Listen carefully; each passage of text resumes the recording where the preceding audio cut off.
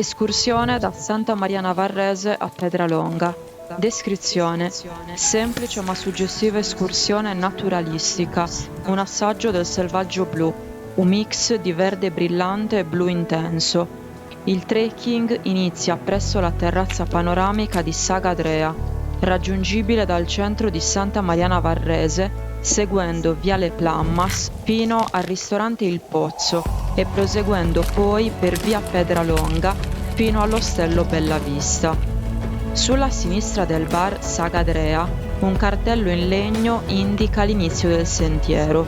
Superato il robusto cancello in legno, da richiudere dopo il nostro passaggio, proseguiamo verso nord nella bassa macchia di Cisto e Lentisco.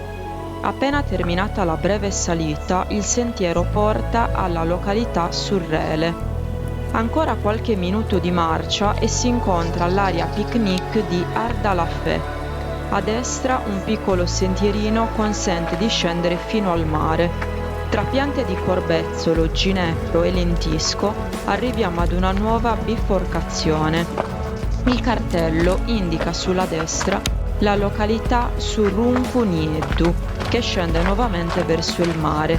Anche questa volta ci teniamo sulla sinistra. Dopo circa 30 minuti di marcia arriviamo ad un terzo bivio.